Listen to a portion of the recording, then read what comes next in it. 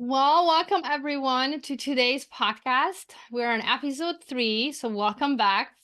Those who've been listening for the past 2 episodes, welcome back to episode 3. Super excited to be here again.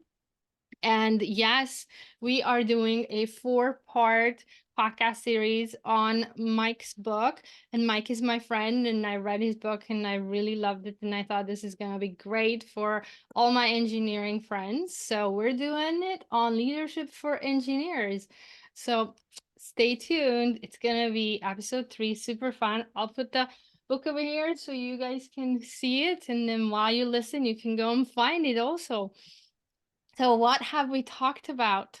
We did episode 1 on how to transition from an engineer to a manager successfully. Then we did episode 2, and that was often missed tools of leadership for STEM professionals. And here we are, episode 3, and we're going to talk about people, fun with people, the human side of leadership. I'm super excited about this one. So before we jump in, I want to say hi, Mike, and bring you into the podcast. Hi. Hi, good morning. Hello, everybody. Yes. So tell us briefly a little bit about you and what you're up to. Well, for those that haven't met me in episode 1 and 2, I was an engineer by trade, an electrical engineer, got my degree from UW Milwaukee, and then spent 3+ decades evolving into executive management. Along that way, I found there was a lot of things, pretty long list of things I didn't know. I wasn't prepared for, given an engineering background. I wasn't prepared for in leadership. Took good notes, created a little bit of a database on that, as you'd expect an engineer to do, and then upon my semi-retirement, developed a book that Andrea so kindly referred to. And this 4-part podcast is but a small sampling of that book, and those notes that I believe will help propel people in their careers. Yes, and briefly let's mention that those who've already had an opportunity to listen to the podcast, or they're maybe first time listening, but they're interested, you are doing a class. Am I correct? I am. Let me just very quickly put up a slide here to help explain that. I, if what we go through here today is of interest to the group, I'm going to be teaching a class that's the 2 days, 6 hours a day at the University of Wisconsin-Milwaukee Continuing Education School, May 15th and 16th. 6 hours a day for 2 days gives you 1.2 CEUs, and it'll be the long, unabridged version of what we're touching on in this podcast. Yes, super excited. So, commit, grow your talent, grow your skills, go sign up. I can't emphasize it enough. So, Yep. And it will be virtual as well as in person. So if you're in the Milwaukee area, I'd love to see you face to face, but it's also online. super cool. So, the opportunity is there. Now it's really just for folks to choose. Well, let's jump into today's podcast. Today we're going to talk about people. So, yes, so in our previous episode, episode 2, we talked about all the practical skills, and then we brought in some of the new skills that maybe some engineers haven't thought about, like financial skills, time management, business plan, public speaking, and so forth. So today we're switching them. We're gonna talk about this other part that I want to say engineers are a little bit scared about, because it's about managing people. It's about leading people. How do I do that? So Mike, let's start with some of your experiences about leading others. Sure, sure. Let me bring up a couple of pieces of material here that I think will help that discussion. There we go. Uh, and I certainly mean no disrespect when I say that engineers are usually um, heads down folks that are task oriented, really don't need to be inspiring or charming or gregarious or have great interpersonal skills. Oftentimes they do. I like to think a lot of them do, but for the most part, I think that folks tend to be task oriented. Let's start the discussion with a little bit about an organization, because To be in leadership means you've got people that look up to you, that report to you, and it's important that we evolve a team under you. It might be one person, it might be 50 people. Into my career, I had hundreds, but nonetheless, there's an org chart in the most course of terms working for you. There's several flavors of the people that will be in your organization. And there are those folks that you inherited. Someday the boss is going to come into your office, Andrea, and say, I'm going to put this marketing department under your jurisdiction. And you just inherit these people. They've been there for God knows how long. And they are going to be Yes. the folks that you're responsible for. Then there's the folks that you recruit. These are the more beholden people. You may have worked with them. Boy, at my last job, I had this great webmaster. His name was Chris. He was super strong. I'm going to bring Chris into my organization. And I already, it's a known entity. I may have to displace somebody or I may add that person, but it's a recruit, if you will. Then there's those you adopted, where let's say there's a reorganization. And we're going to talk shortly about reorganizations because people love to do reorganizations. And they reorganized a company, and all of a sudden, Andrea, now, I decided we're going to move the IT group under finance. So although you run the finance department, you're now responsible for our computers and our shareware and so forth. So you've adopted this subset of people. And then as time evolves, there's going to be people you part company with, where you just say, this really isn't for you or for us.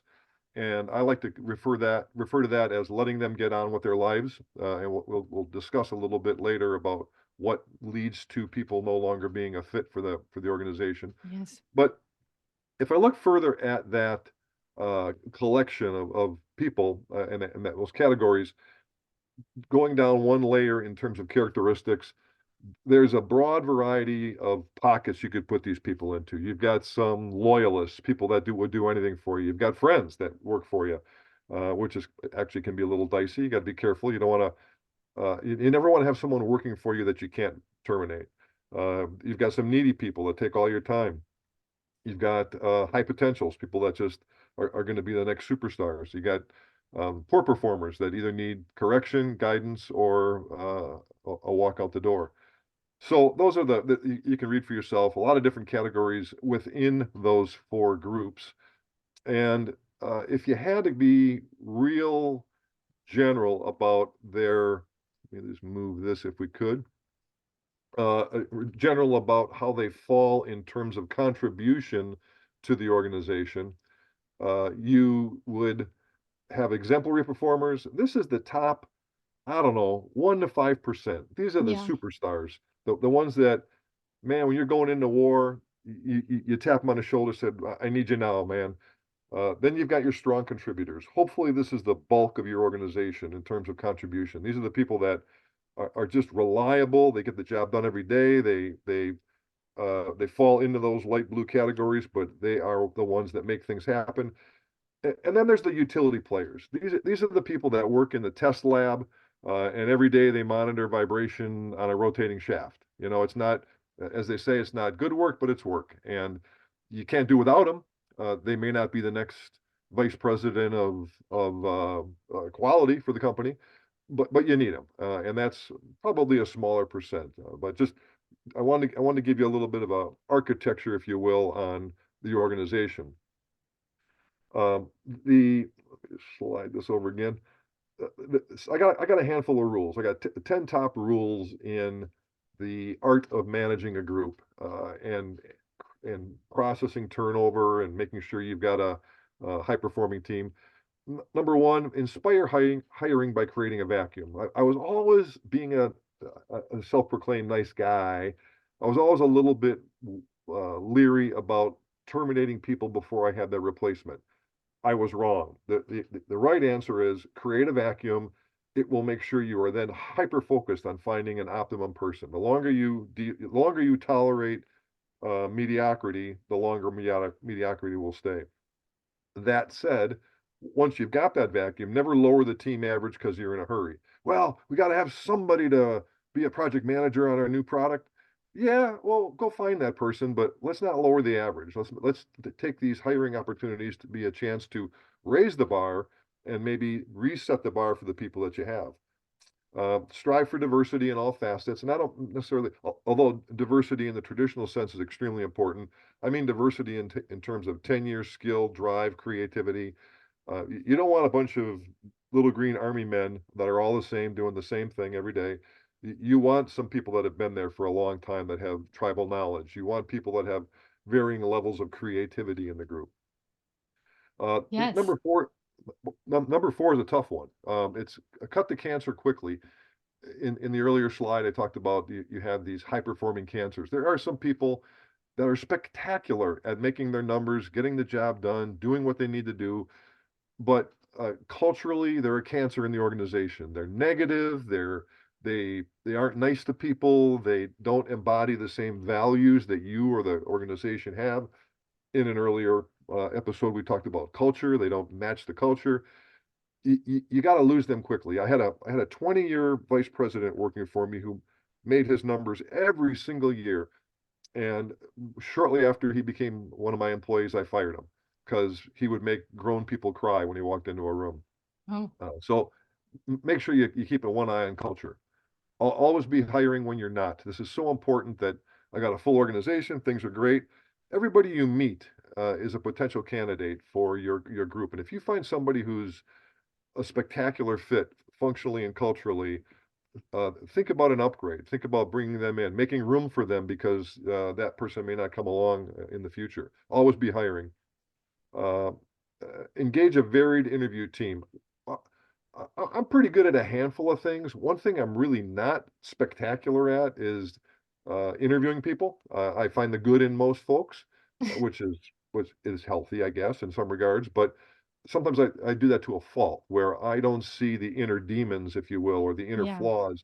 So I build a circle around me of peers and friends that I know are far more critical and deep thinking than I am in those interview opportunities. So I bring them in, and they're able to say, Mike, yeah, she really was strong here and here and here, but by the same token, she had these things in the closet, or I have fears. And there's outside services you can do as well. I mentioned this earlier. Never hire anybody you can't fire. You bring a friend into the company. You better start the conversation with, if this doesn't work out, I'll still golf with you, but I'm going to have to can you. Um, Find Or your be upfront. replacement. I think that's important. Be upfront. Be that leader who people can count on to tell them if you're doing a good job or if you kind of need to pack your bag. Exactly, exactly. You need to be able to say to people, I want you in my team, but I'm really not in a position to bend the rules or lower my standards because you're my friend. Uh, Yes. yep. And number eight is about self-confidence. Have the backbone and confidence in your own capabilities to always be looking for your replacement. If you find someone who's just a superstar and you can bring that person in, don't be threatened that maybe they're better than you or at certain things, or could maybe one day be your replacement. Think about that as an opportunity to elevate yourself in the company or go do something that is a better fit for you. But if your mission is to maximize the effectiveness of the organization, find your replacement. Find that person that can step into your role when you have other things to do. Number nine's always been my top rule when I look at a group of people that are candidates. I have four people that are candidates for a position. Find someone who's flattered to have the role. If they think they're doing you a favor by working for you, I bet you they're not going to be there in 5 years. If they are just thrilled to be working with you personally and working in this company and working on this mission, they're both going to be loyal, hardworking, is my experience. I could be wrong in cases, but if you can find someone who's flattered and say, "Man, this is I'm really excited about it. I can't wait to be chosen," you'll find long term that's going to be a better bet. Uh, and the last thing is in an earlier episode we talked about time management and how the thing you have to give the company more than anything is time, your personal time, and how to parse that out carefully. Yeah. Spend time with the strong and exemplary because the needy will drain you. And I'm going to dig one more slide here in a minute. Um, the folks that are the neediest, the ones that maybe are lower performers that can't find their way or have a hard time tying their shoe, they'll be in your doorway every day, and Yes. they'll suck the life out of you. I had a gentleman working for me who ran 1/100th of our organization, and he took 1/10 of my time. Nice enough fella, but he ran a little software group that was uh, not failing, but it was stagnant. Bad use of my time. So I shifted gears. The exemplary folks, the ones that are just the hot shots and the strong contributors, that's where you want to put your time. Allocate your energy towards that. No different than your 401k. Do you put money in a poorly performing fund, or do you add money to a rocket fund? You put it in the strong performer. Well, I think this one is the hardest out of the 10, um, for a leader to practice. And then it will need, yeah, need to get those skills of saying no and delegating and yeah, time management for sure. So you're saying time management and structuring your team is a very important aspect of leadership. Absolutely. I mean, you need to make sure that you are sprinkling your gold dust where it's going to, and your fertilizer, a bad example, don't say fertilizer, your energy where you're going to get the greatest return. You want to, let's assume for a moment, it's a fair assumption that leaders have gifts to give and are in a position to advance those that are working for them. We talked about that earlier. Yes. Do it with those that will give you a good return on investment. Yes. Well, this kind of begs the question that what about turnover? Because if we follow this structure and the leader starts thinking about these, the people on the team, there's gonna be people who come in and who also go out the door. So how does one handle turnover in your experience, Mike? Yeah, I'm going to spend a little bit of time on this because this is important, and it's also an area of discomfort for engineers because engineers like the status quo. Let's put together an algorithm, and the results will always be the same. I can put things on a table. It's not the case with humans. When you're working with people, they're going to come and go, right? Yes. In my book, I talk about it as a car wash, not a parking lot, right? So people come and go in your car wash. Yes. There's different reasons people leave the organization. There's regrettable reasons. These are strong performers, people you wish you would have kept. Maybe they got wooed away by Mhm. another organization or another department in the company with a promise of improbable fame or fortune, or maybe they're in a cultural position in your group where their interface to other people is giving them discomfort. Then you've got non-regrettable reasons people leave the company. Not a good fit. Now this might be volunteered departure or involuntary departure. But it doesn't. I really don't regret this person leaving. They're a lousy fit for the role. They don't. They might. Back to my earlier example about the veteran. They might be good at what they do, but their cultural behaviors are terrible, or their performance is poor. You've done a good job working with HR to document bad performance. I'm going to have to let you get on with your life. And then there's the inarguable ones, the ones that you put on your human hat and you cringe a little and you go, yeah, regrettable, but I can't argue with them. So it's okay. Like, we're moving, my family's moving, my husband got a different job, my wife got a different job. I've got health issues, or my family's got health issues. I got a new baby I want to take care of at home. Yes.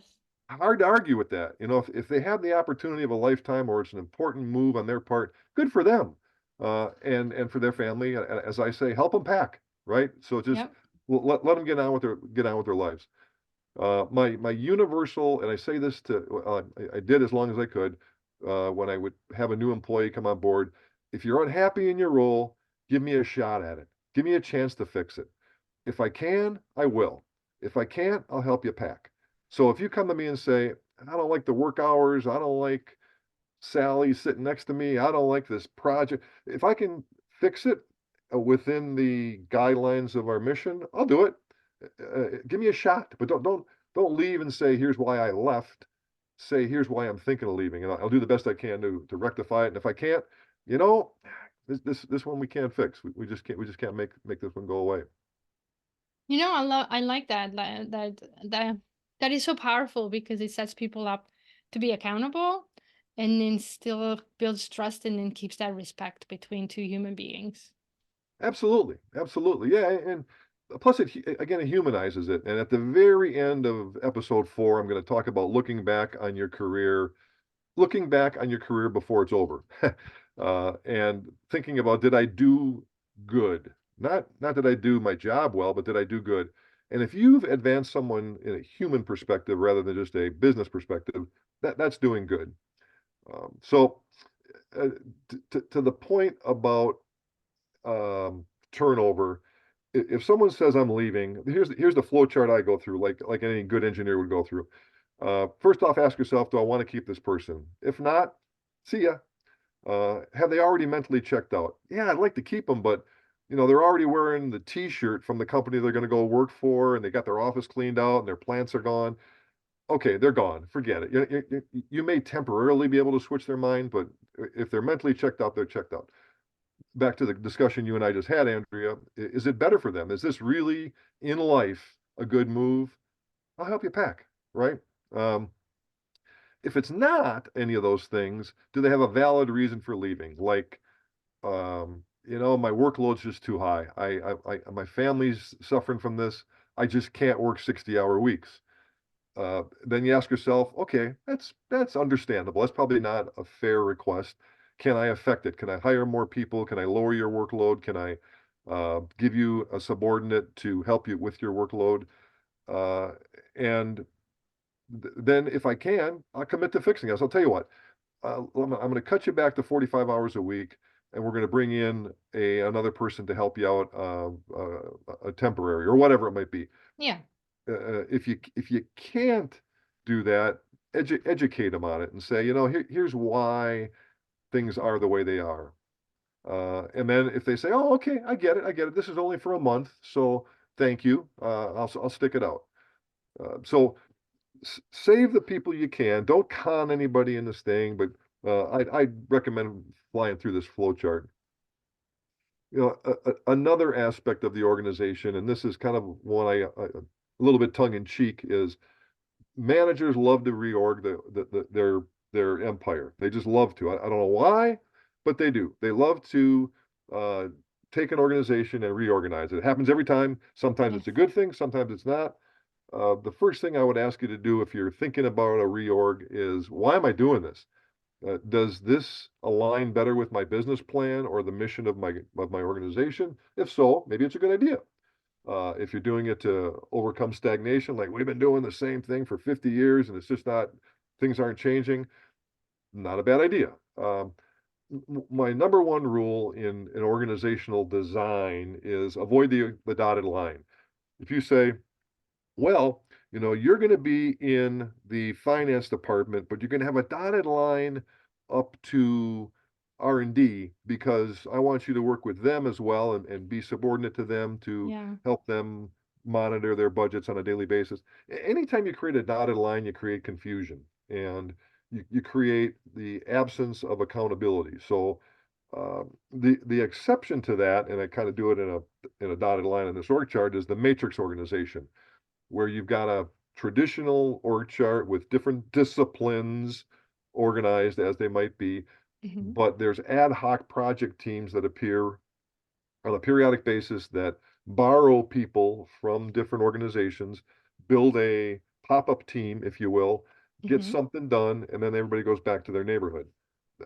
That's probably the only real, in my mind, valid, strong reason for a dotted line organization. Beware of undocumented roles. Someone on the intranet, it says the webmaster does these things. Well, maybe the webmaster 6 hours a week also works on uh, trade show booth elements, and you didn't know that. It's undocumented, but it's vital. Uh, Time reorganizations well. Don't do it in the middle of an M&A activity, or don't do it in the middle of some giant project that's not going well. Yeah, Make sure launching something, yes. yeah, yeah, because I've seen it where the self-confidence of a leader in reorganizing a department in the middle of some pivotal activity can really take down that activity. As you design, think about where you want to go. If you remember in an earlier episode, we talked about the vision. You got a mission, and then you've got Yeah. a vision that's going to take you to the future. Design for that vision. Don't design for stagnation.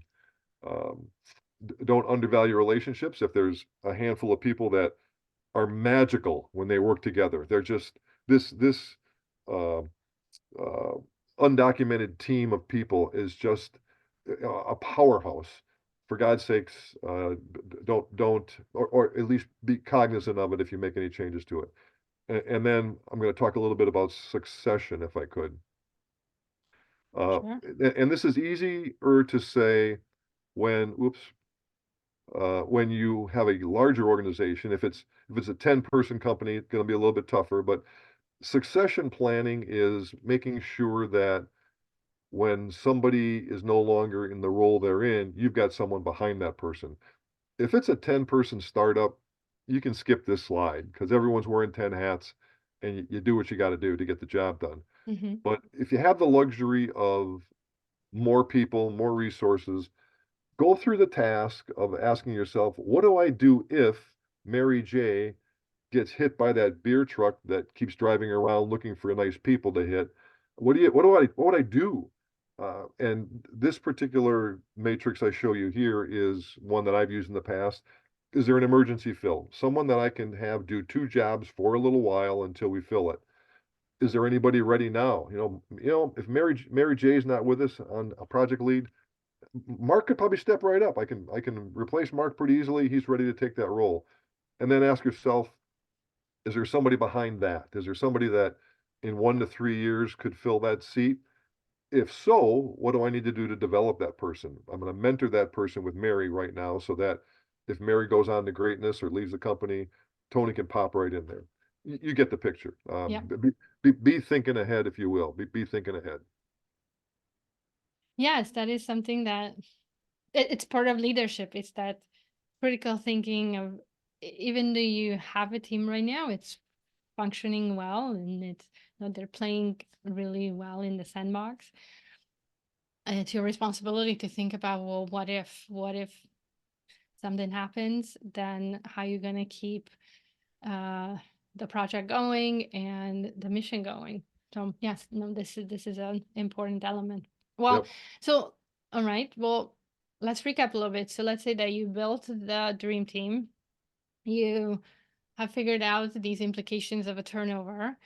Um, what are some of the soft skills that can help an engineer who turned leader to still drive that greatness within an organization? One that I'd like to go fairly deep on is creativity. The engineers, by definition, are paid to be um, left brain, following the rules, organized, task oriented, unwavering in their ability to produce results, regardless of what it might be, designs, drawings, products, solutions. Yes. So the creative element is absolutely a component of that, but it's rarely called out. When people write software, when people design bridges, when people um, lay out highways, come up with new machine elements, there's creativity involved. If there wasn't, everything would be the same as it was in 1953. So we are always creating and being creative as engineers, but we do it as a uh, without thinking sometimes. It's just a step or a feature of thought that takes place when we engineer, if you will. As an engine as an engineer who has become a leader, my advice is to make it a thing. My advice is to strive for creativity in your organization. Let me preface this by saying I don't, and this is going to sound funny, I don't think you can foster creativity. I don't think you can take someone who doesn't have it in them and say, I'm going to make you creative. I'm going to make you Leonardo da Vinci. Improbable, I mean, possible, but what you can do is help them find their creative capacity that exists. Yes, thank you for saying that. So it's not making someone do something, it's looking inside of them and look for what do they have, what they already have that they're using. Right, right. I will. I'm convinced at my age, after trying and trying and trying, I will never be a good golfer under any circumstances. It's not safe for other people to be on a golf course when I'm golfing. So I've got a limit. Now I could take lessons that will get me to the maximum ability I have in golf, Yeah. which I Mm. certainly have not attained yet. But you can't foster good golfers. You can't, otherwise the PGA would be overloaded. Same for creativity. So why strive for creativity? It makes the workplace more dynamic and self-enhancing. If if we talked about in an earlier episode the need for linear thinking and creating change and moving A prime to B, if you will recall, Yes. uh, the creativity gets you there. It Yes. differentiates organizations as desirable employers. Would you rather work for Google or General Motors? I mean, if I was a young engineer, I'd raise my hand for Google because they do cool stuff, right? Although I'm a car guy, it differentiates products and services in the marketplace. If you can put some creativity and some essence of newness in the output of what you do, be it internal or external, it will advance the overall organization's mission. It also pushes people that would otherwise stagnate. If there's 6 people in a machine design engineering group or in a marketing department or finance group, it doesn't matter what, and several of them are always thinking outside the box, the others will say, man, you know, I got to start thinking outside the box a little bit. Not for everybody, but it's true. And finally, it's fun. It just makes things more interesting within the organization to do so. So the largest segment of your current workforce, and this is a few years old, but according to Purdue Global, if millennials are the largest element today of our current workforce, statistics prove that they ask questions about a rule or established process so they can better understand ways to make improvements. Could you ask for anything else, right? I mean, this group, and every group on this pie chart has pluses and minuses, things that add to or detract from Yes. productivity and culture and so forth. But one of the beautiful elements of the largest segment of our current workforce is they're always looking for new ways. They're always looking for ways to change things. So they're driven by it. If that becomes a thing in your group, you're probably going to attract good talent. Yeah. So Curiosity, creativity. exactly. Scratching their head, being discontent with the status quo. What a beautiful thing to have in your team. So it's easy to say, but creativity is like good music. How do you define good music? I don't know. What do you like, right? So is it classical? Is it jazz? Is it hip hop? So, how do you get creative done in your group? First, understand how the user defines cool, and the user is your customer. Could be an internal customer. The quality assurance team has a customer in manufacturing. The manufacturing has a customer out in the marketplace. Understand how they define cool. Understand the pros and cons of the status quo before you break glass and tear up what's been done for X amount of years. Understand why it's been done that way. Yes. And as a friend of mine used to say, don't forget who got you here. So if the reason that Yes. Quaker Oats sells a lot of oatmeal, one of the reasons is it comes in a cardboard cylinder, and you've proven that, don't screw up the cardboard cylinder, right? If that's part of their success. Yes. Why do we always do it this way? Another way of saying it. Recognize and be able to apply available tools, have the guts to challenge legacy thinking, be willing to be wrong or disliked and bounce back. Be willing to say, I'm going to try an octagonal box for my oatmeal. And then nobody buys the oatmeal. All right, let's go back. I mean, New Coke was a great example. They came out with New Coke. Some people think it was a ruse, but they came out with New Coke. Didn't Yes. work. They bounced back because people liked old Coke. Yes. And then be able to ignore the traditional approach. Here's what I mean by that. So in the 1920s, a creative person would say, move us out of here. A creative person would say that's a clock. An artist would say that's a clock. An artist in 1931, Salvador Dali, would say that's a clock. Pretty creative, right? He's a surrealist. And then step forward, 2016, Martin Boss built this clock for the Amsterdam airport, where every minute the video shows a person moving the hand by erasing and adding a new hand. So Peter Gabriel also had that in his concert. But so the art of a clock has changed over time. And I'm sure in 1929 they never would have thought of bending it over a tabletop. Yes. In 2015 they wouldn't have thought of let's have a man change the hands manually, right? So be able to ignore the traditional approach and be okay with it. I'm going to go back to my earlier statement where I said everyone has a creative potential and you can't foster creativity, you can't make creativity. Um, but let's say we have this scale of creative capacity, if you will, and everybody in your organization, Matt, Tiff, Sly, Larry, and Cindy, all have some current level of creativity that they exhibit. And I don't know how to measure that necessarily. It's a soft skill, as you said earlier, Andrea, but uh, they each also have a potential.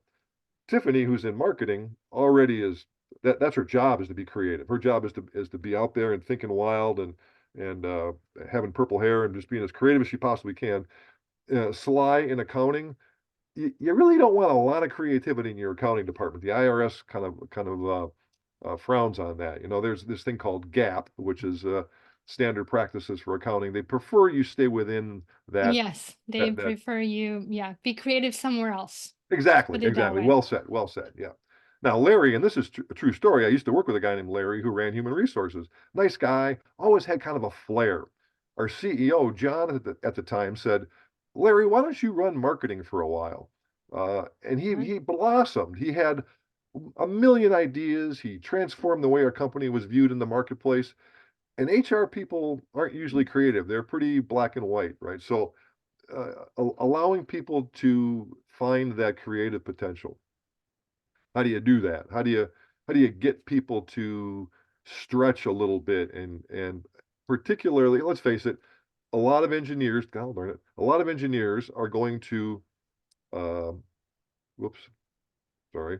A lot of engineers are going to be managing for the first time engineers. So, as I did, you'll go on to manage other disciplines, but uh, to go into an organization and help people find their creative potential. Number one, make the concept of creativity a thing in your organization. That was creative, and use that word. Talk about it. Reward it. Treat originative thought as part of the work, where Hmm. as you create work streams and tasks and flows of things to do, say, let's have a little time here just to whiteboard and brainstorm and attack the norm, if you will. Acknowledge and reward acts of inventiveness. When you have a team meeting, say, God darn it, uh, uh, Aaliyah in our software department came up with this unbelievable new way of tracking projects, and I want to give her a shout out and say we should all be thinking about maybe using her new methodology. It was really cool. It's all online. Play people to their strengths. If you got Sly in accounting and Tiffany in marketing, uh, set your expectations for those people based on what they do for a living and what you've acknowledged to be their capacity. Be mindful of that slide. Be mindful of what those capacities are. Yeah, Be don't prepared. don't switch. So I want to just add there, yeah, don't hold Sly to the same norms as Tiffany and the other way around. So understand that their strength is different and hold them accountable Exactly. accordingly. Exactly. Yeah, yeah, yeah. And to further beat up my earlier analogy, years ago, my CEO bought me a set of golf clubs when I took on a sales organization. He wanted me to be the guy golfing with customers on a golf course. It turned out miserably. So he was trying to coax me to do something that made perfect sense and was Yeah, traditional, yeah. but I was the wrong guy. And to your point, Andrea, Let's not say to Sly, I need some real creativity out of you and Yes. how we're going to submit our tax forms this year. Yes. No, no, we're not going to do that. Be prepared and tolerant of those moments of recalculating. Some companies brag about how they have creative time, and I'm going to make things up here, but uh, uh, let's say Facebook says 20% of your time's got to be thinking creatively Oh and be yeah. able to come up with odd. Yeah. Maybe they have that luxury, maybe they don't. But when you do allot people the latitude to be creative and not do what you did last year, make sure you don't get upset by the problems that creates or the challenges that creates. If they say we're going to go down this path we've never gone down before and it turns out poorly, you kind of got to be okay with it, because if you're not okay with a little extra budget, little extra schedule because a path didn't go well, they're not going to do it again. Yes. So you're gonna squelch creativity. You need to be tolerant of recalculating. Further to that, stress each creativity. If you say, I want you to really come up with some fresh ideas on this new motor controller, and then every day you're in their office asking them, well, when are you going to be done? When are you going to be done? When are you going to be done? That's not going to foster creativity. Um, so my bottom line is enjoy creativity in moderation, like cilantro. You don't want to overdo creativity. Make it a thing, reward it, be aware of it, but uh, let's not try to be so outside the box we goof up what good things we've got going. I know that was a deep dive, but since we're talking about soft skills, that's one that is extremely powerful if you apply it correctly. No, I love that you brought it up because I believe engineers are creative too. They're not thought of as creative people, and thus I think they don't think about themselves as creative. So it's an interesting point that you bring up, you write about in the book, and we're talking about right now, is how to intentionally leverage, focus, and then make it a thing in your organization as a leader. Yeah, no, I love it. I love it. I hope that people got thinking, it's that, oh, never thought about it that way. So I think it was worth diving into it. Now, all right. Well, so we've been talking a lot of things, and I think that engineers can, take on this making creativity a thing. But what about those uncomfortable moments when, um, as a leader, you're gonna have some decisions that you have to push down, enforce, that gonna make people unhappy and you unpopular? What do you have to say about that? Yeah, that's kind of the other side of the coin. We just talked about the soft, loving, creative side, but at the risk of sounding a little monarchical, as you grow a team, and particularly when it becomes a larger team, you're still the leader, and never lose sight of the fact that things are on your shoulders. Uh, and I shared with the group earlier that one of my flaws is I like being liked. This is a situation where you may not be liked. So I always say leaders should strive for compliance, not necessarily concurrence. And if there's a decision that has to be made, or a dictate that has to be passed, dictate's a bad word, but a dictate that has to be passed down to the group, um, it would be great if everybody said, "That's awesome. We're behind you, man. Yeah, that's exactly what we do." It's not mandatory.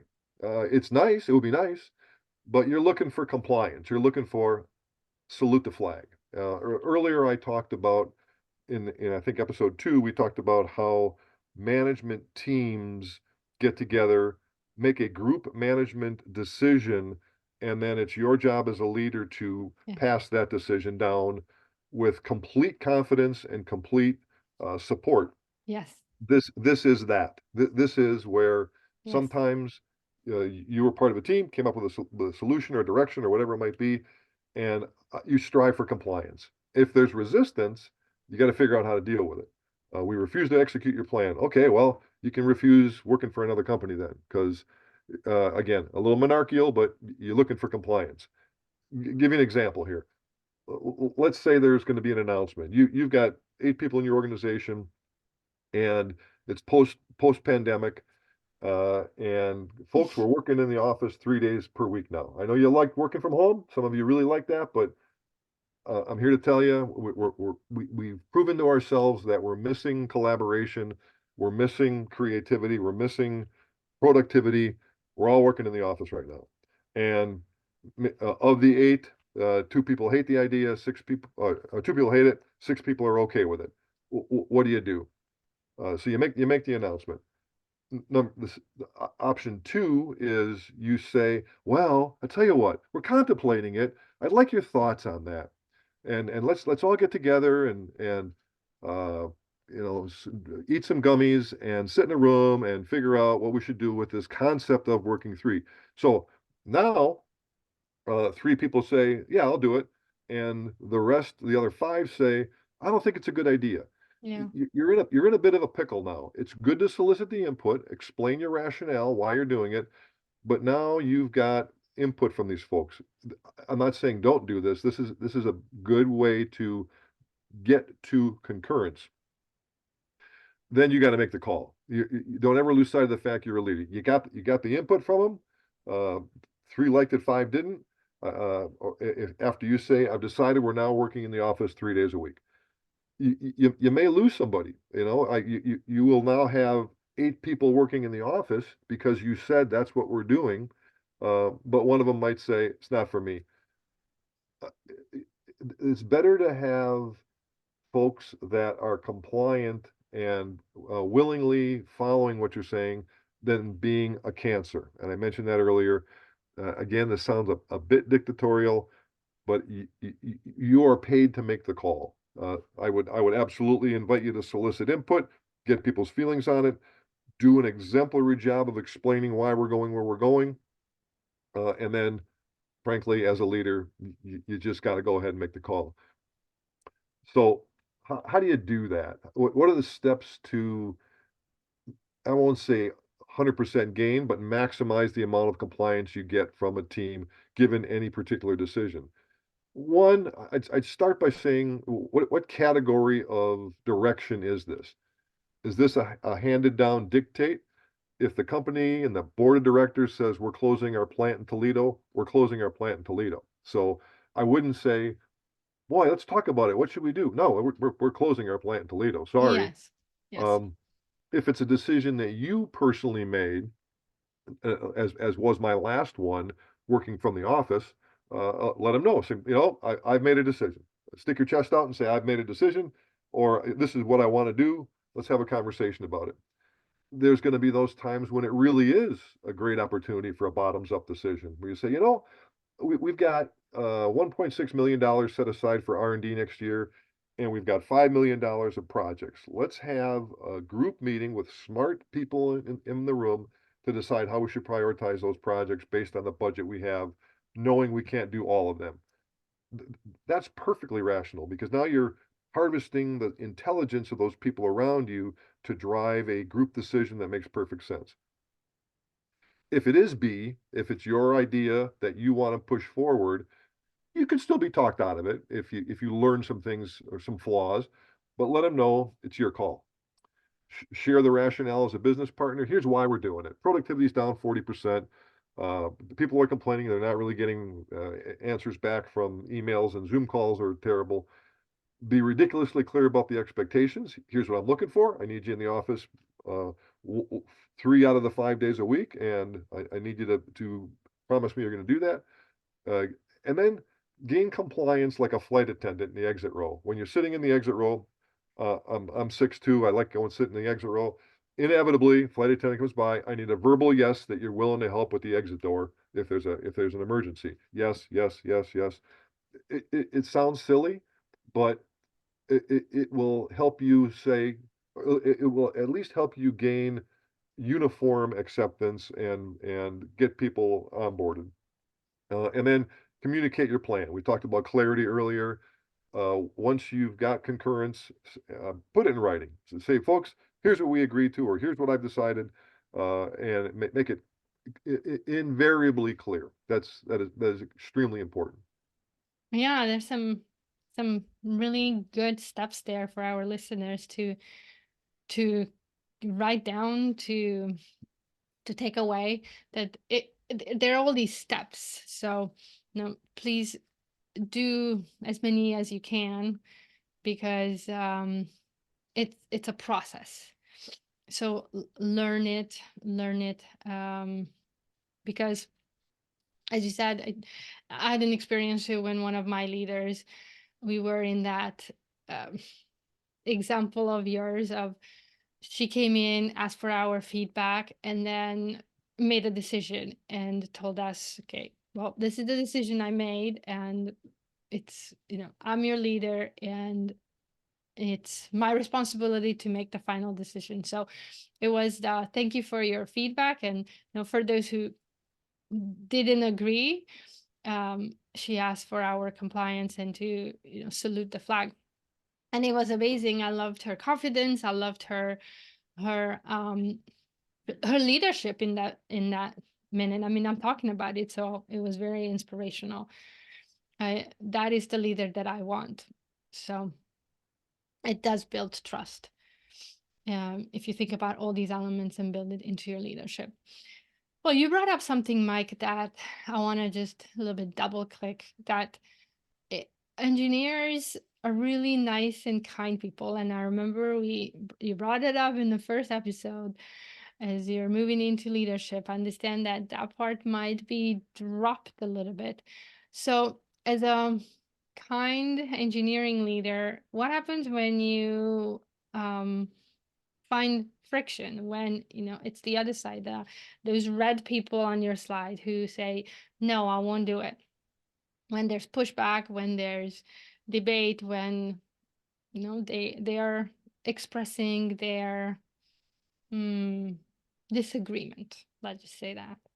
Yeah, I mean, I want to take it one step further beyond disagreement. Is um, uh, I'll call it fiction rather than friction, maybe, where Okay. uh, earlier we talked about the need for clarity in the uh, the leadership team to be crystal clear on things. I hit it from the perspective of things that can go wrong by the listener misinterpreting information. One of the challenges, to your point, Andrea, in leadership, is you've got all these team members and associates that are in your organization, and they have agendas, and they may push back, like you said. They may have reasons things won't work. They may have alternate perspectives on things. Somewhere in there, I've learned the hard way, is fiction. In a engineering terms, error in messaging, if you will. There's no check bit at the end, right? And so you're getting information from multiple people. It may or may not be precisely accurate. And I'm going to give you three categories of inaccuracy, and I call it evil, but it's really just um, somewhat intentionally interjected error or fiction in a message from the sender to the leader. And I've been being a nice guy. I have fallen fatally to this over time. The first is factual inaccuracy. And again, I'm using a little three-dimensional chart here, but someone says something that intentionally or unintentionally is just wrong. There's 30 companies in the S&P 500. Well, no, there's 30 companies in the Dow Industrial Average. There's 500 companies in the S&P 500. So there's just an absence of data. I got a buddy, Johnny, one of my dearest friends, who is often wrong, uh, but not um, it's not to be mean or anything. He's just wrong a lot. So that's this category. Then there's embellishment. Marketing people get paid to embellish. For example, Seattle's best coffee. I've been to Seattle. Andrea, have you been to Seattle? You live in Seattle, I do. right? I mean, is it really the best coffee in Seattle? Well, is it? I mean, it's okay, right? But it's Yeah, embellishment. yeah. This one, yes, this one of my favorite, as you were talking, is we're the best. We're the, yeah. When according to who, that what comes Exactly, to my exactly. mind. Yeah. So it's not evil, it's just embellishment. And then there's Yes. flat out deceit, which is my mom would say, if you cross your eyes, they're going to stay like that. Well, not really. She's telling me not to cross my eyes, but or don't go in the water until an hour after eating. Don't go swimming an hour after. That's just well-intentioned deceit, if you will. So I've come to learn over time that there's fiction in, and you gotta, as a leader, the thing that I apply is patience. And if someone brings to you information that just doesn't feel right, before you act on it, because people are always watching how leaders react and act, Yes. do a little math. So Yes. why are we so, as leaders, concerned about fiction? It can promote bad decisions or groupthink. For those of you who've studied the 1986 Space Shuttle Challenger disaster, Yeah.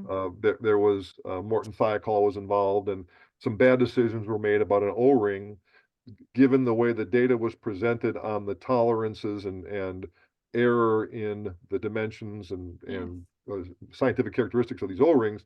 If they would have given them a more traditional view of that, that wouldn't have happened. So it was a intentional crafting of data to come to a certain outcome that led to a disaster. You waste time getting back to the truth. If someone comes busting in your office saying XYZ, and you go off charging down the hallway or charging into the factory to rectify a situation that really doesn't merit that kind of behavior, you've wasted that valuable time in management. There's monetary loss. Sam Bankman-Fried, he's in the news now. I think he's going to spend a lot of his time behind bars. Here's someone who lied about the way he was handling and caring for other people's money, and people believed it, and now they're significantly down in their personal wealth. There's reputation loss for the people that are uh, unveiled as conveying something other than the dead truth, as well as those who overreacted to it. You lose a little bit of reputation. I can list people that I've worked with that were leaders that overreacted to things, and you then have a little more tempered view of their opinion or their action plans when things come up. Um, the Ford Pinto years ago, people probably don't a lot of know what a Ford Pinto was, but it was a small size car that was around for a while, and they had a problem where if you crashed into the rear end of a Ford Pinto, very likely you'd puncture the gas tank and the car would blow up. And Yep. they covered that up, covered that up, covered that. It took them years and years to overcome the reputation loss based on their cover up and their minimizing of the effect of that. And the number one thing is when you as a leader tolerate or overreact to fictional information in your group, and it's viewed as acceptable or at least tolerable, you tarnish the organizational culture you're trying to build. If you're trying to build a super efficient, honest, interactive group with a belief in each other, uh, tolerating fiction or at least overreacting to it is a sure way to clobber that. So, what do I recommend? What are my recommendations as you, now the engineer turned leader, to develop an environment that's truth centric? Welcome, for, number one, and this is tough for people that have strong egos, welcome painful candor.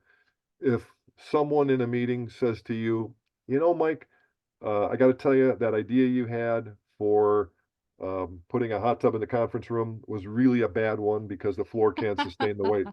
You got to be okay with bad news and actually welcome it and say, oh, so glad you brought that up because I would have gone down the wrong path. You don't want to be a marshmallow, but if you push back and have the hubris to say, no, I'm in charge and I'm right, keep in mind what we talked about just before this about the monarchical view of things. Uh, you need to balance the both, and you need to be okay with painful candor. Be overtly intolerant of deception. I'm a huge fan of complimenting people in public and correcting them in private. This may be the one case. If you find someone's BSing you and has intentionally and for wrong reasons conveyed um, untrue information, call Yes. them on it and let them know we're not going to do that again. That we're going to get through this, but we're not going to do it again. When someone brings us something that just doesn't smell right, okay, I get it, but why don't you bring me some data on that? Show me the strain gauge readings on this one so I can make a good decision together with you. And then treat trust as a currency in your social economy. If you've got a handful of folks that are in your organization and some would do all the things we talked about and be painfully honest and such with you, make it clear to the world that I trust this person implicitly. And if there's somebody who, you always got to double check their math and you're not quite sure, then you up the need for more information from them than you would from the other folks. So anyway, we've gone deep on that, but I think the way leaders deal with uh, an absence of complete truth is extremely important on the soft side of managing people. Oh, well said, well said. And we all know that this gonna happen. It because as an individual contributor, it might have happened to you, witnessed it with other team members, you witnessed it with maybe some of your leaders. So it will it will happen.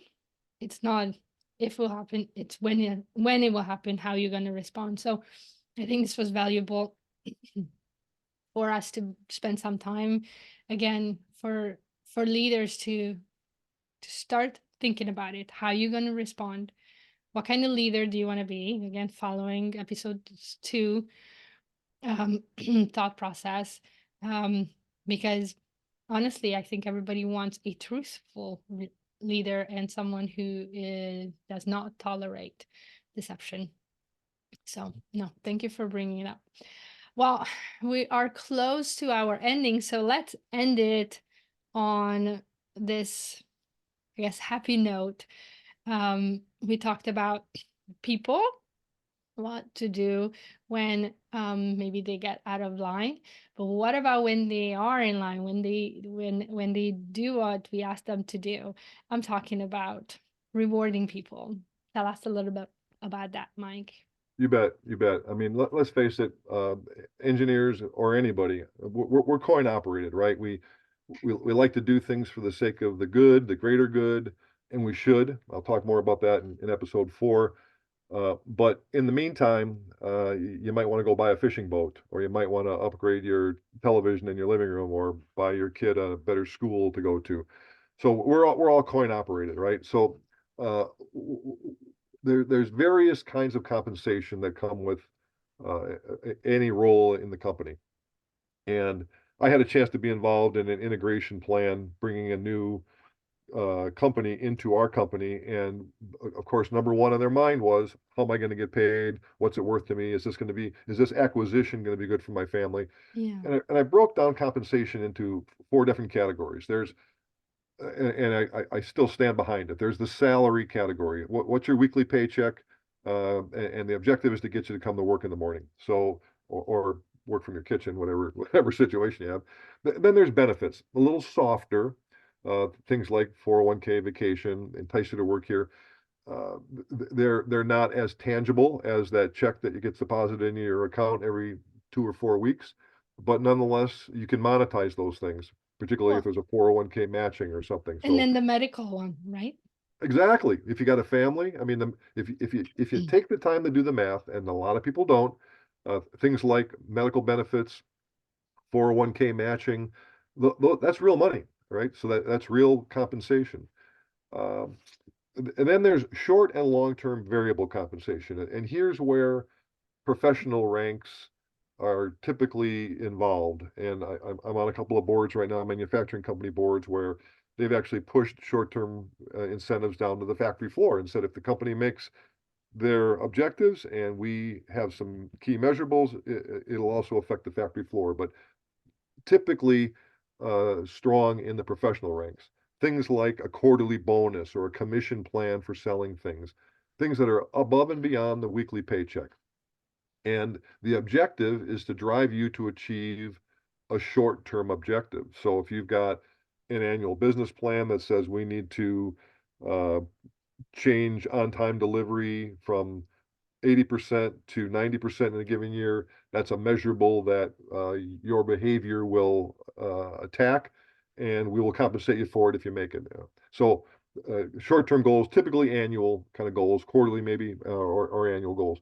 Long-term tends to be even higher in the food chain where management, executive management, are incented to do things that will keep them there for a longer period of time. Things Yes. like profit sharing, stock options, SARs. For those not familiar, SARs are a way of compensating people for an increase in the share value of the company.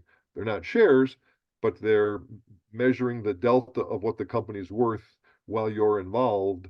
And if the company's worth more, we'll cut you a slice of the pie. And the objective for something like a long-term incentive is impart a sense of ownership, drive long-term thinking. So you make not decisions just to make your quarter, but you make decisions to make the company more valuable in the long term. And and there's often a vesting period, meaning here's the plan, you're a member of the plan, but it's going to take you 5 years to realize it. So there's a retention component of it. So I share that with you as just kind of a high level perspective on ways when we talk about compensation that we can compensate people. Oh, geez, wrong way. So let's talk about short-term variable compensation.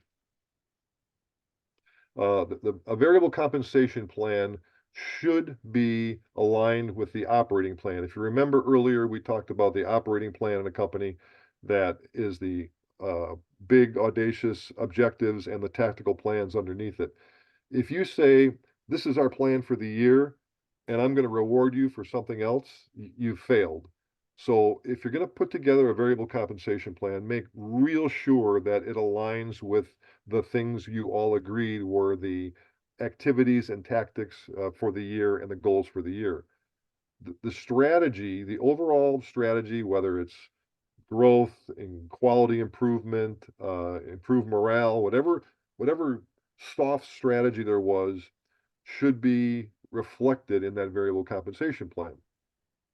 The key initiatives and the tactical plans, and if you remember, the tactical plans mean who, what, where, when, why, the real things getting done, should be strongly measured in the variable compensation plan. So if we're going to say Jerry in the HR department is going to be held accountable for a reduction in factory floor injuries, I would strongly bend his variable compensation plan to reward him when he attains the decline in factory floor injuries because he put together a safety plan.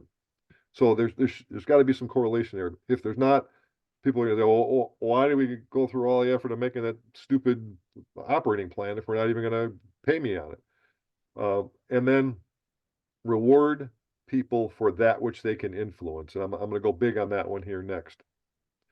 So this is a fictional but not wrong example of a variable compensation plan. Let's say, for example, for a given year, if the key initiatives in our business plan for the year are profitability, cash flow, safety, turnover, and new markets, uh, I strongly recommend if you can come up with a hard, measurable, numeric uh, uh, goal for each one of those, it will make it a lot easier to measure and reward people without a lot of debate than, I'd really like you to improve things in our warehouse. That's subjective and little tougher to claim victory at the end of the year. So the more you can make that metric numeric, my advice is the better. So let's just say in my fictional company here, we got 5 departments: sales, service, installation, finance, and manufacturing. You'll notice every one of them, and let's just say the plan is this. If you get 100% attainment of the things we're asking you to do, I'll give you a 20% bonus at the end of the year. So if you make 100 grand, you get a $20,000 check at the end of the year if you've attained 100% of those things. You'll notice that different people have different things they're being measured on. Back to my earlier point in the last slide, measure people on that which they can affect. Can the manufacturing group affect cash flow? Probably not. Can the installation group affect entering new markets? Probably not. But you'll notice everybody has profitability as a mark, meaning company first, me second. If the company makes their number, the company overall makes their profit number, I'm going to get a check mark in that box. If they don't, I'm going to take a haircut. I might do everything else right in my world, but I'm going to take a haircut. Yeah. Does that make sense? Give you kind of a light overview? Yes, yes, it does. It does. Good, good. Yeah, and it's nice that you broke it out so it's very, again, logical and clear of Yeah, how. and the key takeaway again, I want to say it a second time is measure and reward people on that which they can affect. Make sure that the things that you're going to hold them accountable for are things that are in their wheelhouse and under their jurisdiction, or it's going to be demoralizing. It'll make them feel bad. Yep. So anyway, Yes, no, I love how you tied it to the operating plan and to the strategic plan and then, back to the mission and vision, because that alignment is so important. A lot of individual contributors, leaders, when we lose sight of how does this affect and how does this align, then we get lost. So that's when we lose our creativity and engagement and so forth. So no, thank you. Thank you. And well, Mike, we got through another episode. We're at the end. We had so much fun. So before we close, I want to remind you that in episode 4, we're going to talk about surviving and thriving on a personal level as a leader. So don't miss that episode. And then, Mike, if people got inspired and want to connect with you, how can they connect with you? sure. You can email me anytime, and my email address is MK Tactical Leadership. So the letters MK Tactical Leadership, one big long word, at gmail.com. I'd be happy to hear from you. If you're looking for advice, you got advice for me, I'm always open to take it, or you want to start a conversation, or you've got questions on the book or my upcoming class, MK Tactical Leadership at gmail.com. Awesome. And we'll put it in the notes too. And well, Mike, close us out. What do you want to leave us with today? I'm going to leave you with the promise that the things we talked about today were of a nature regarding people and the people reporting to you. And I'm going to touch on this one more time in a slide at the end of episode 4 coming up shortly. But I'm gonna give you a spoiler alert here. It's an extreme responsibility on a personal and professional level to have people in your organization and in your jurisdiction, both from a business accomplishment standpoint as well as the personal side of things, how they feel when they leave work in the morning or in the evening. So don't take that lightly. Besides all the things we're talking about financially and so forth, you now have some responsibility for their joy in life and their inspiration. So don't take that lightly. Yes, yes, definitely. Well, on that note, if you haven't gotten the book yet, go and get it. Highly, highly encourage you. And join us for episode 4. So for now, though, thank you very much for being here. Thanks, Mike. And thank you, everyone. And again, if you have any questions, feel free to reach out. Until Thank next you, Andrea. time, bye. Bye bye.